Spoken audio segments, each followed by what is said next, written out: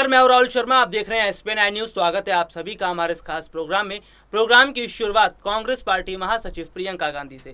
Congress party महासचिव प्रियंका गांधी ने हाल ही में प्रतिज्ञा रैली की शुरुआत की थी और यही प्रतिज्ञा रैली कांग्रेस के लिए बहुत हद तक सही दिखती नजर आ रही है। मौजूदा समय की अगर हम बात करते हैं तो प्रतिज्ञा रैली का असर अब जमीनी स्तर पर दिखता नजर आ रहा है, क्योंकि प्रियंका गांधी के साथ अब बहुत बड़े हद तक जनता जुड़ चुकी है।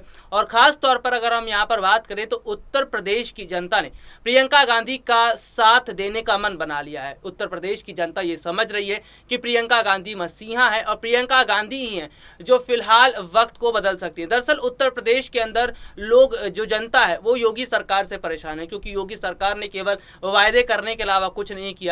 शिक्षकों का बहुत बुरा हाल है, युवाओं का बुरा हाल है, महिलाओं की स्थिति भी ठीक नहीं है और तो और उत्तर प्रदेश में बेरोजगारी का स्तर भी बहुत ज़्यादा है। तो यहाँ पर ये देखने को मिल रहा है कि वाकई में उत्तर प्रदेश के अंदर स्थिति अलग होती नजर आ रही है। उत्तर प्रदेश के अंदर माहौल बदलता नजर आ रहा है। दरअसल प्रियंका गांधी के आने से उत्तर प्रदेश में बदलाव हुआ है और जनता प्रियंका गांधी पर विश्वास कर रही है। लेकिन इस बीच ये भी देखा जा रहा है कि प्रियंका गांधी की प्रतिज्ञा रैली के बाद अब कई बड़े कार्यक्रम किए जाएंगे, कई बड़े अभियान भी चलाए जाएंगे। दरअसल कांग्रेस पार्टी अब नए अभियान चलाने की शुरुआत करती दिखाई दे रही है। कांग्रेस पार्टी जल्द ही नए कार्यक्रम की शुरुआत करती नजर आ रही है। कांग्रेस पार्टी पूरी कोशिश कर रही है कि उत्तर प्रदेश की जनता ही नहीं बल्कि देश की जो जनता है वो भी उनके साथ जुड़े। इसी वजह से कांग्रेस ने सदस्यता अभियान की शुरुआत की है। दरअसल देखने को ये मिल रहा है कि कांग्रेस पार्टी ने जिस तरह जनता को अपने साथ जोड़ना शुरू किया और जो मुद्दे उठा रही है, यही मुद्दे हैं जो फिलहाल पार्टी के लिए बहुत हद तक अच्छे दिखाई दे रहे हैं। यही मुद्दे हैं जो फिलहाल ये बता रहे हैं कि प्रियंका गांधी हैं, जो ये बता रही हैं कि किस तरह आने वाले समय में स्थितियां बदल सकती हैं। हालांकि इन सब के बीच अगर बात करें तो बीजेपी ने कभी भी जमीनी स्तर के मुद्दों को नहीं उठाया। ना ही उत्तर प्रदेश में योगी सरकार ने इन मुद्दों को उठाया, ना ही देश में प्रधानमंत्री नरेंद्र मोदी ने उन मुद्दों को उठाया। तो यहाँ पर जनता ने देखा है कि प्रियंका गांधी और कांग्रेस पार्टी जिस तरह जमीनी स्तर के मुद्दों को उठा रही है, जमीनी स्तर के मुद्दों को उठाकर वो ये बात कह रही है कि हम उनके साथ हैं, तो यहाँ पर बहुत हद तक चीज़ें अलग होती नजर आ रही हैं, बहुत हद तक बदलाव होता नजर आ रहा है। देखिए, इस वक्त अगर बदलाव होगा तो इसका फायदा जनता को मिलेगा, क्योंकि जनता इस वक्त परेशान है महंगाई, पेट्रोल डीजल के बढ़ते दाम और तमाम तरह की दिक्कतों की वजह से।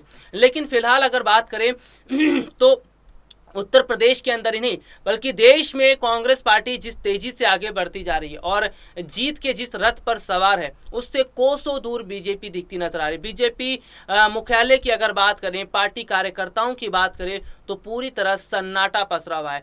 पार्टी क्या कदम उठा रही है, क्या कदम नहीं उठाएगी, क्या कुछ ऐलान होगा, फिलहाल अभी ऐसा कुछ दिखता नजर नहीं आ रहा। दरअसल इसकी वजह यही है कि अचानक जिस तरह जनता ने अपना मन बदला है, अचानक जिस तरह जनता ने कांग्रेस का साथ देना शुरू किया है, इसे देखकर मोदी क्या अमित शाह तक की रणनीतियां भी फेल हो रही है।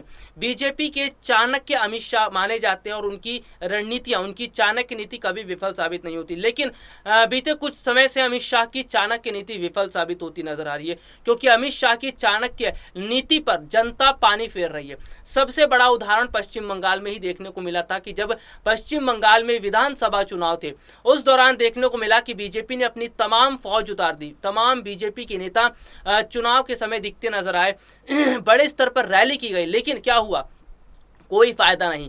वहां पर ममता बनर्जी ने बड़े स्तर पर जीत हासिल की। तो अब अमित शाह की चाणक्य नीति विफल साबित होती नजर आ रही है। और फिलहाल अगर मैं मौजूदा समय की यहां पर बात करता हूं तो मौजूदा समय ये जरूर बता रहा है कि कांग्रेस पार्टी के लिए अच्छे दिन की शुरुआत हो रही है, कांग्रेस पार्टी के लिए सुनहरे पल की शुरुआत हो रही है, क्योंकि जनता अब कांग्रेस के साथ जुड़ रही है, जनता प्रियंका गांधी के साथ जुड़ती नजर आ रही है। हालांकि अगर बात करें कि उत्तर प्रदेश के विधानसभा चुनाव की, तो यहाँ पर अगर बदलाव होता है, चुनाव से पहले स्थितियां बदलती हैं, तो जाहिर सी बात है इसका फर्क आने वाले समय के चुनावों पर भी दिखता नजर आएगा। इसका फर्क आने वाले इस समय के माहौल पर दिखता नजर आएगा, क्योंकि उत्तर प्रदेश से होकर ही दिल्ली का रास्ता निकलता है और अगर उत्तर प्रदेश में बीजेपी को बड़ा झटका लगता है तो दिल्ली का रास्ता अपने आप ही पीछे चला जाएगा। तो यहाँ पर प्रधानमंत्री नरेंद्र मोदी को सबसे पहले उत्तर प्रदेश की याद आ रही है। उन्हें पता है कि उत्तर प्रदेश में अगर करिश्मा नहीं हो पाया तो लोकसभा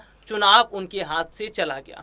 हालांकि लोकसभा चुनाव जीतने के लिए ही प्रधानमंत्री नरेंद्र मोदी ने बीते कुछ समय पहले एक रैली की थी, अमित शाह का दौरा भी हुआ था। आने वाले समय में कई बड़े बीजेपी के नेता भी दौरा करते नजर आएंगे। लेकिन यहाँ पर चौंकाने वाली बात तो है कि जिस तरह बीजेपी का ग्राफ लगातार नीचे गिरता जा रहा है, लगातार जनता बीजेपी का साथ छोड़ती चली जा रही है, उसे देखते हुए बीते कुछ दिनों पहले मोदी सरकार ने पेट्रोल डीजल की कीमतों में थोड़ा सा कमी जो है वो लेकर आए थे। लेकिन इस कमी का कोई फायदा नहीं है। ये कमी साफ तौर पर बीजेपी की घबराहट बताती है, बीजेपी नेताओं की घबराहट बताती है, क्योंकि उन्हें ये पता चल चुका है कि जनता अब बीजेपी का साथ छोड़ रही है। उन्हें पता चल चुका है कि जनता बीजेपी से अलग हो रही है, बीजेपी नेताओं से एक अलग जो है वो राह पर निकल पड़ी है। तो यहाँ पर बीजेपी के लिए मुश्किलें लगातार बढ़ती चली जा रही हैं, क्योंकि देश की जनता इस वक्त परेशान है।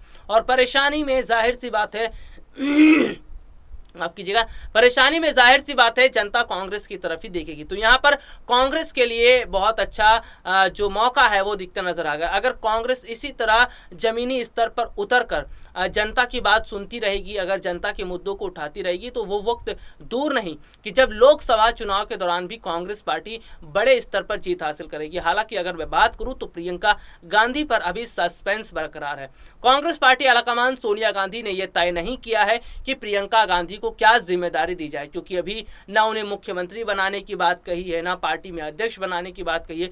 तो शायद ऐसा अनुमान लगाया जा रहा है कि लोकसभा चुनाव के दौरान प्रियंका गांधी को खड़ा किया जा सकता है कांग्रेस की तरफ से पीएम उम्मीदवार के लिए।